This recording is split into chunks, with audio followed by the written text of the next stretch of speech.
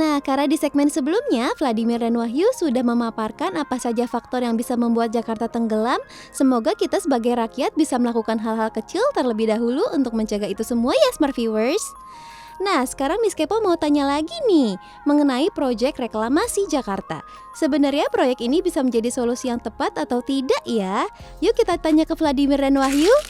Yeay, balik lagi bersama kita di Worthy of Use and Wonder. Tentunya yang tadi juga sudah disambut oleh Miss Kepo. Iya, dia sudah menyambut lebih dulu ternyata. Ya, dan sudah memberikan pertanyaannya.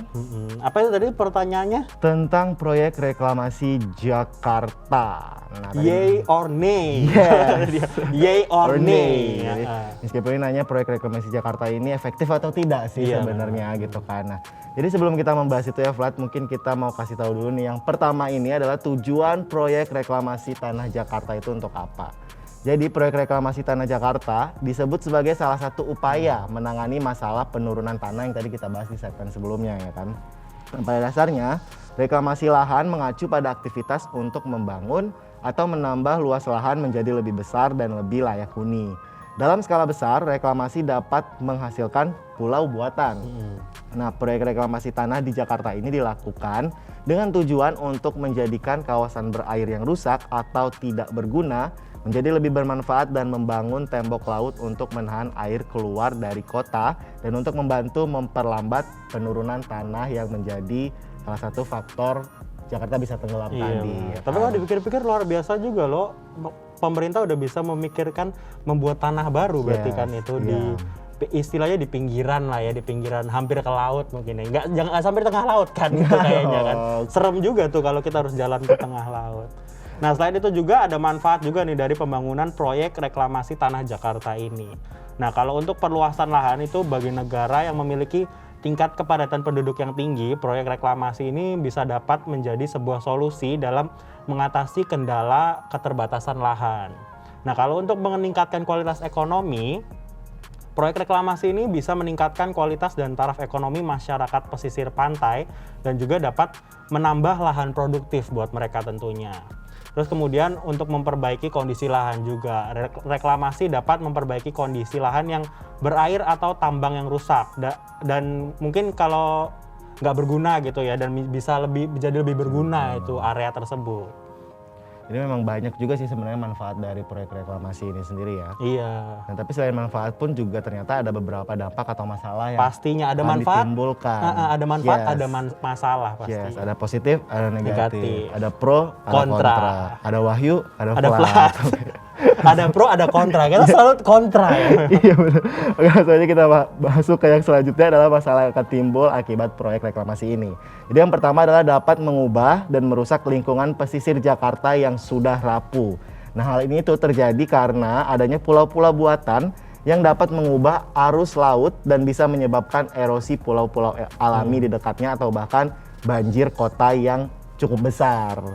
Nah, yang kedua adalah merugikan para nelayan. Nah, adanya pulau reklamasi ini mempengaruhi hasil tangkapan nelayan. Mereka harus pergi lebih jauh ke laut untuk menangkap ikan sehingga biaya bensin pun akan meningkat pastinya ya.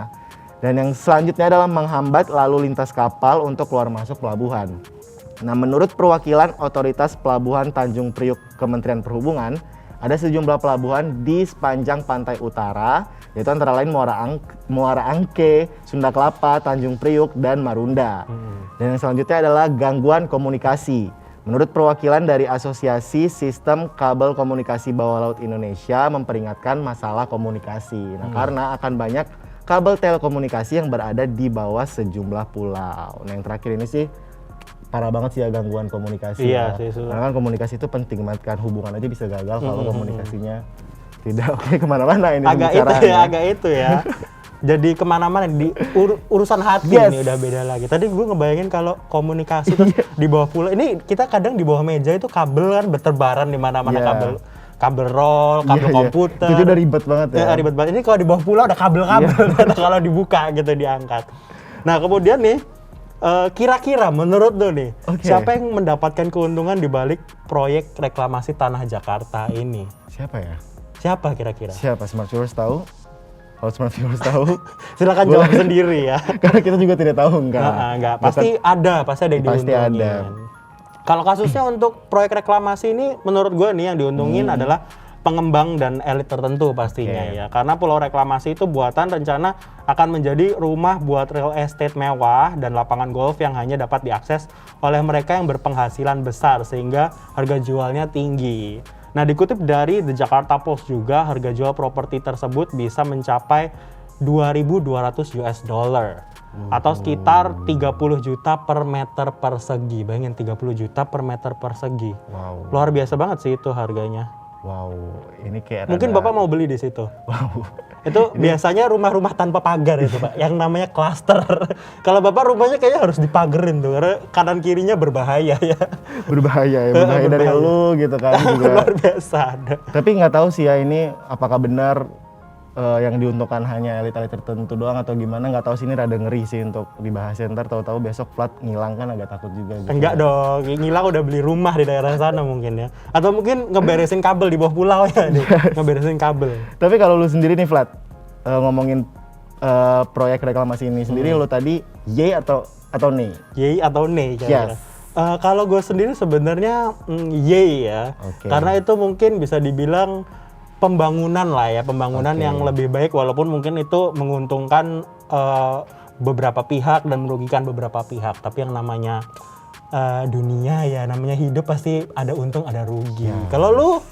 Kalau gua bingung sih antara yay dan nay sebenarnya. Gimana tuh? Kalau yay lu gimana nih? Gua kalau yay, ya benar kata lu tadi gitu kan. Kalau nay-nya kayak mungkin karena kita sedang dihadapi oleh masalah lain kali ya, kayak nay dulu aja deh, mending fokus ke pandemi dulu aja dah. Ke corona dulu kali ya, Benar karena ini banget. masih belum kelar-kelar nih. Udah mulai agak pengap sebenarnya kita, tapi demi menjaga ini ya, menurunkan, mudah-mudahan aja pulau reklamasi ini bisa jadi jawaban sih Ya, sebenarnya mudah-mudahan ke depannya. apapun solusi yang diberikan Apapun pemerintah, hasilnya. yang penting semoga ini bisa mencegah lah prediksi-prediksi dari banyak pihak itu yang mengenai Jakarta akan tenggelam atau segala macam. Iya betul banget. Nah kira-kira apalagi nih yang akan ditanyakan Miss Kepo selanjutnya?